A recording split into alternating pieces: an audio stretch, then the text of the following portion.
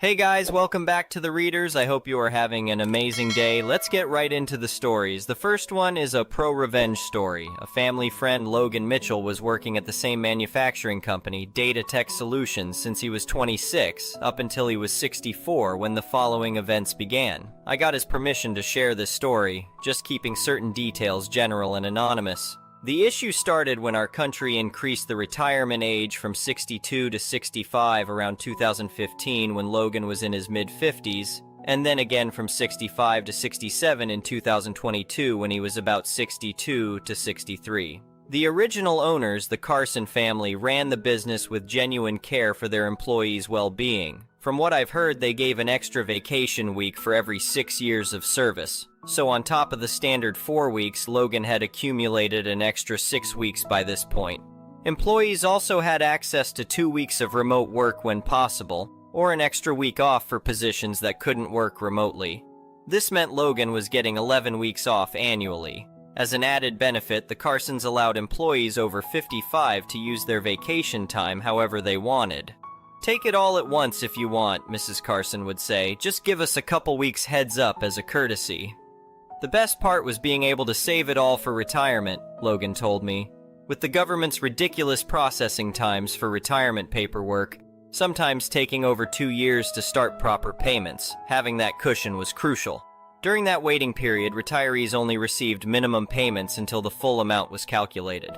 But Logan, being a senior engineer with 44 years of experience, was entitled to a substantial retirement package. The Carson family's policy allowed employees to accumulate their time off and use 20-30 weeks at the end while their retirement paperwork was processing.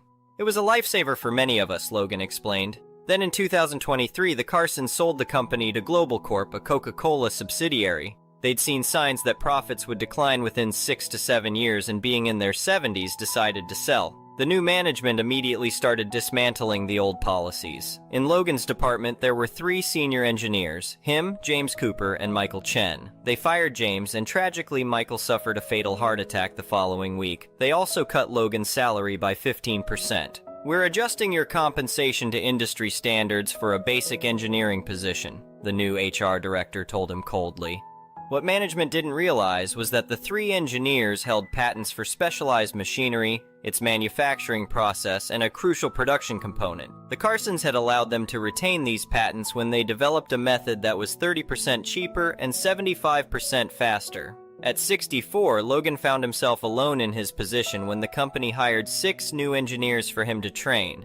Management announced that all accumulated vacation time had to be claimed by year-end. Claimed, not used, that was their first mistake, Logan chuckled when telling me the story. Having used only 1 to 5 weeks annually for the past decade, Logan had accumulated 87 weeks of time off. On a Friday evening, he submitted his vacation notice for all 87 weeks, starting Monday. "What do you mean you're taking 87 weeks?" the HR director sputtered. "Just using what I'm owed," Logan replied calmly. The following Thursday, CEO Joe Parker discovered 6 new engineers sitting idle with no trainer. The harassment began: phone calls, emails, letters, home visits from junior staff, and finally management showing up at his door. "We could see them coming from my mother-in-law's house across the street," Logan's wife Sarah said. "It was better than television." Production continued automatically, but without maintenance. Problems arose. After 11 weeks, line 1 failed. 2 weeks later, line 2 followed. They had only 4 weeks of backup stock. Just before Christmas, Logan went to clear his locker. CEO Parker cornered him, red-faced and shouting, "You're ending your vacation now!" Logan responded coolly, "I'll fix everything in 3 days if you return those days to my vacation time." Parker reluctantly agreed. Logan restored operations and left basic maintenance instructions before departing again. When another breakdown occurred after New Year's, Parker tried the same deal but then attempted to cancel Logan's remaining 69 weeks, claiming the deadline had passed. The labor board ruled in Logan's favor the next day.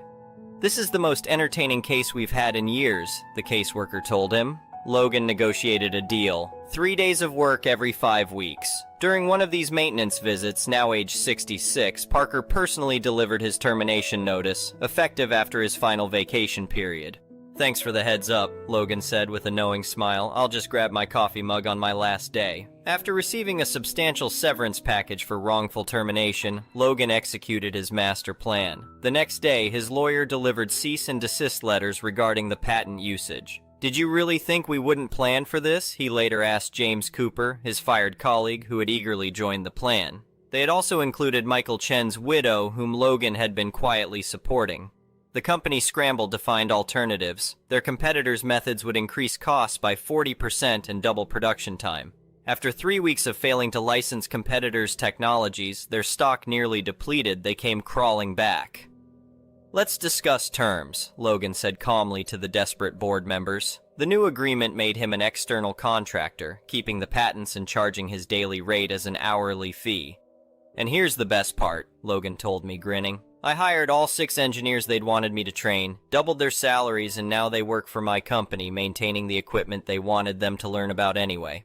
Parker was fired for nearly halting production and the costly mishandling of Logan's situation. At Mr. Carson's funeral in late 2024, employees shared similar stories. 3 other patent holders had executed comparable plans, though none had managed to stretch it out for 2 years while getting paid. Dad would have loved this, Carson's daughter said, wiping away tears of laughter. He always said treating people right was the best business strategy. Mrs. Carson added, Joe, dear, referring to her late husband, would have considered this his greatest legacy, teaching corporations that people aren't just disposable assets. The next one is an entitled People's Story. My wife and I bought our dream home in a nice suburban neighborhood about 2 years ago.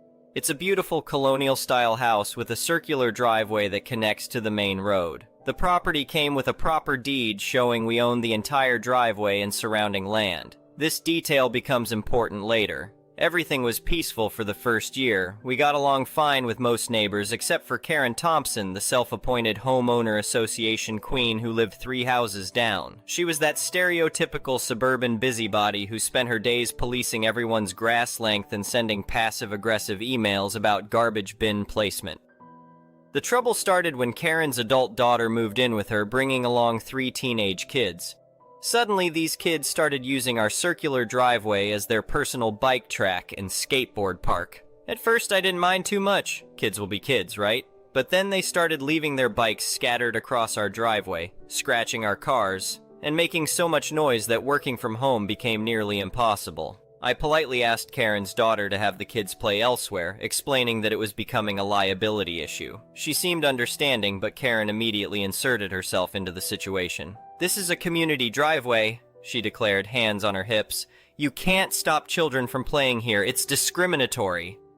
Actually, it's my private property, I explained calmly, showing her the property lines on my phone. See, the entire driveway is within our lot.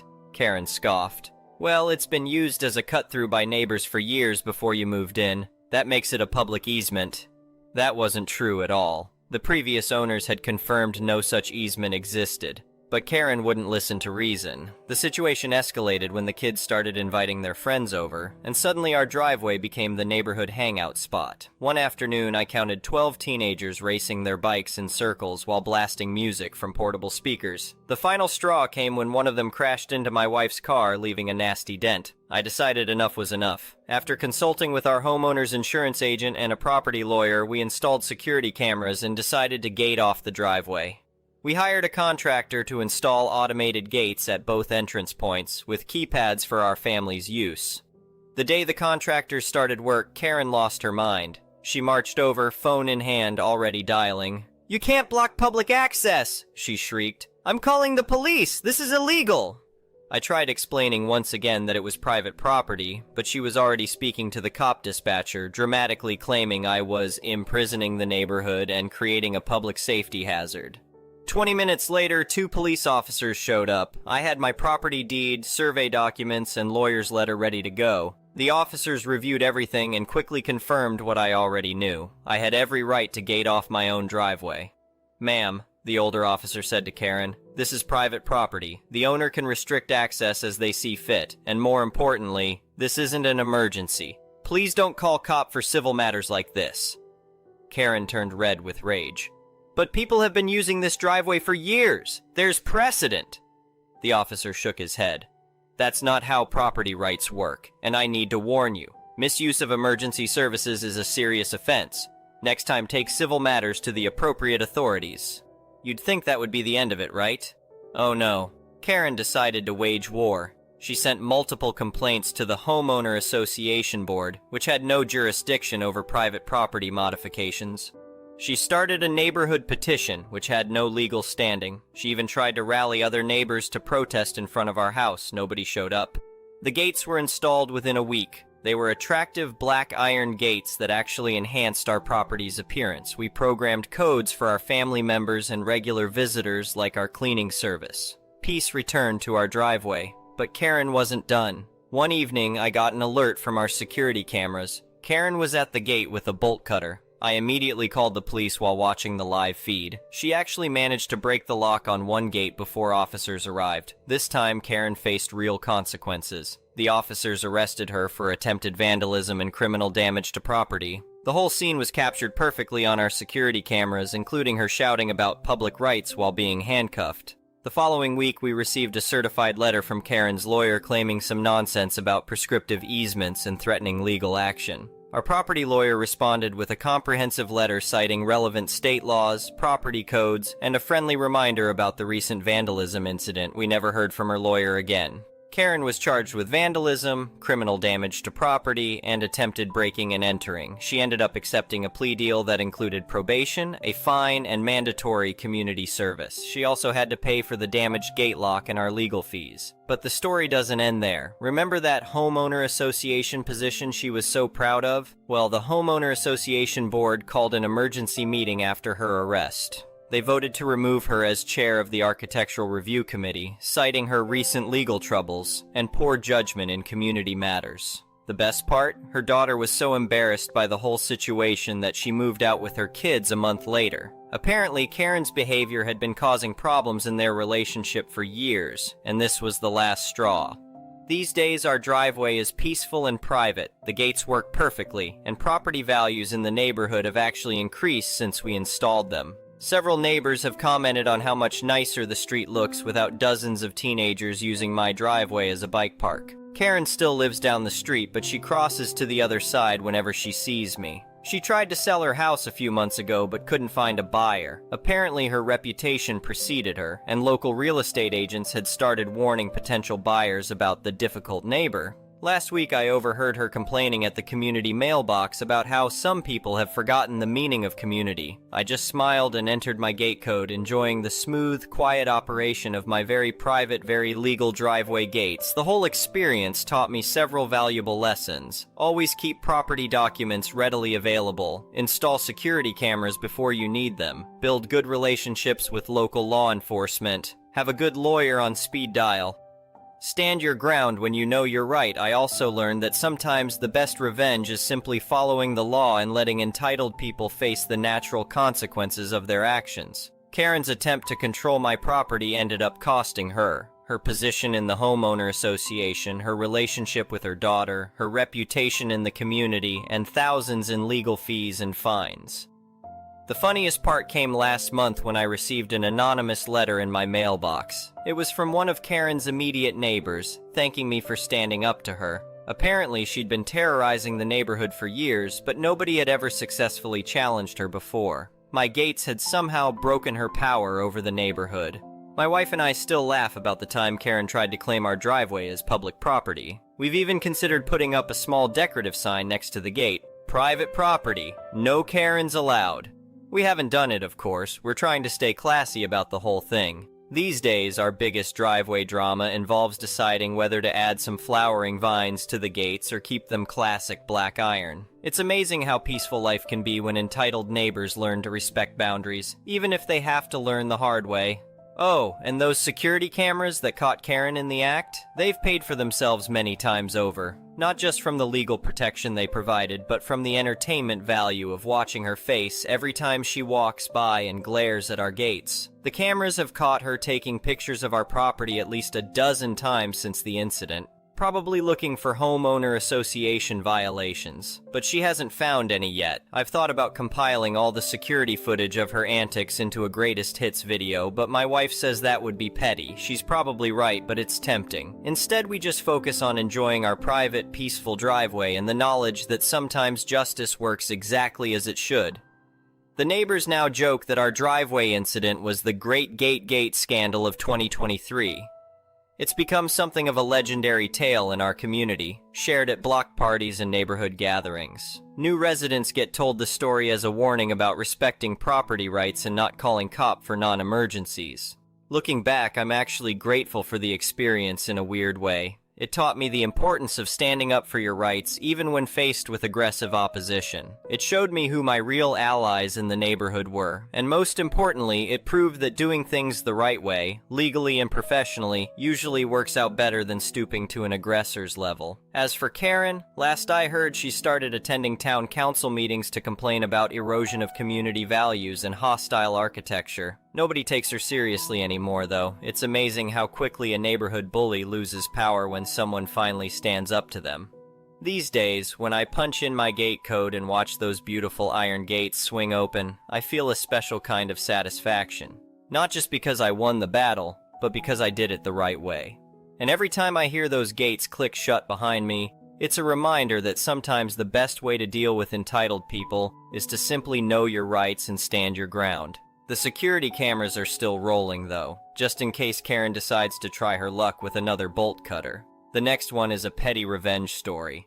This just happened today, and I can't believe I witnessed this. My husband, kids, and I are at a really nice hotel. My family, along with a few other families, were enjoying the pool, hot tub, and separate water slide. Everyone was really well behaved, no kids screaming or acting rowdy.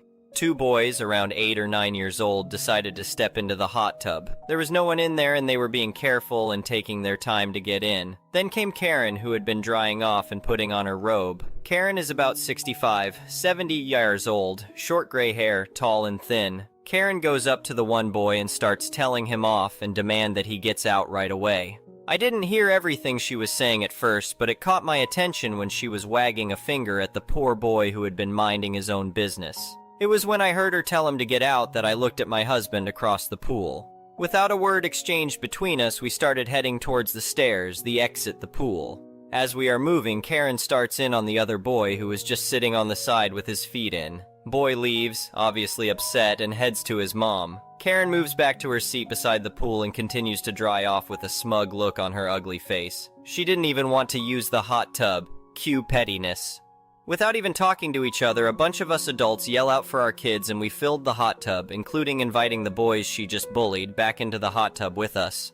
In fact, there were more kids than adults. The adults stared at Karen and basically dared her to say anything. She got really uncomfortable and grabbed her stuff and her husband and left. If they were being rowdy or unsafe, then I can understand wanting to step in, but she was just being nasty to kids for no reason. I got to talk to their mom and them. They were just really sweet boys just trying to enjoy their vacation. I am glad we got them some hot tub time.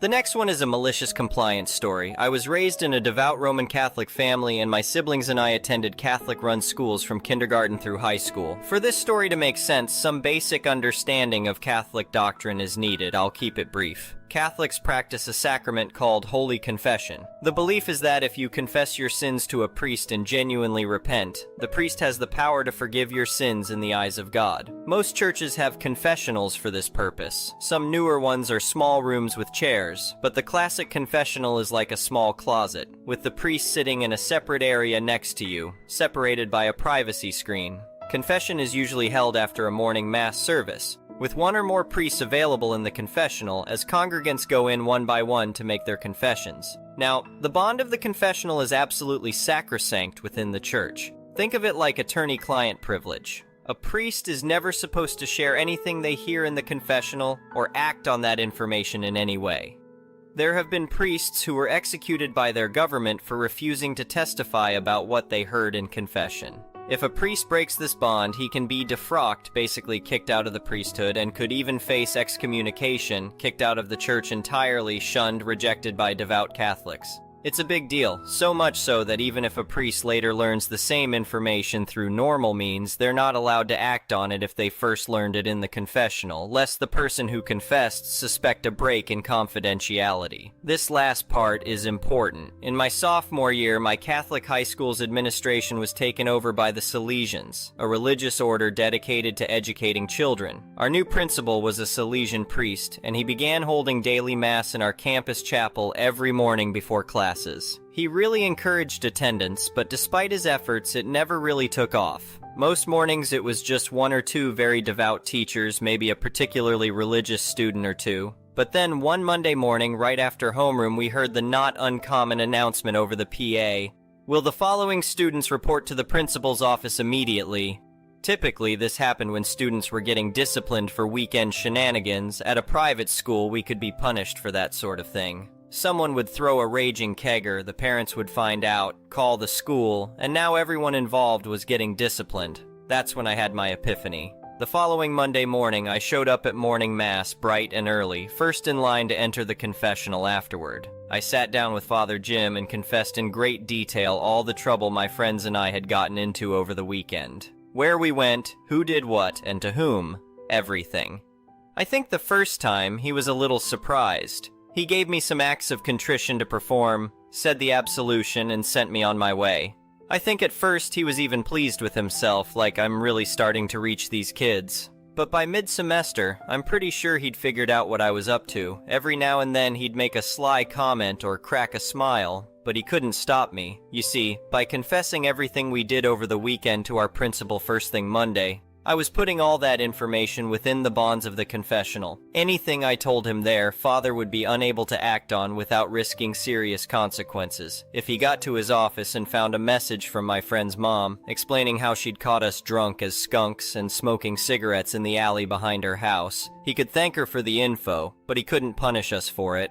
I'd already told him everything in the confessional 20 minutes earlier. This tradition lasted all the way through senior year. It served me and my friends well. Some others must have figured it out over time too, because by graduation, the Monday Mass sessions were well attended, and Father even had to start them earlier to accommodate all the students wanting confession before class. I don't know if it was me or Father who was guilty of malicious compliance here. Did we play him by attending confession like he insisted but for our own selfish reasons? Or did he play us using some 4D chess strategy? After all, in just 2 years he managed to get dozens and dozens of high school students to attend Mass before class and go to confession weekly. Win-win? Thank you for watching. I would really appreciate it if you could like the video and subscribe to our channel if you haven't already. We'll see you again tomorrow.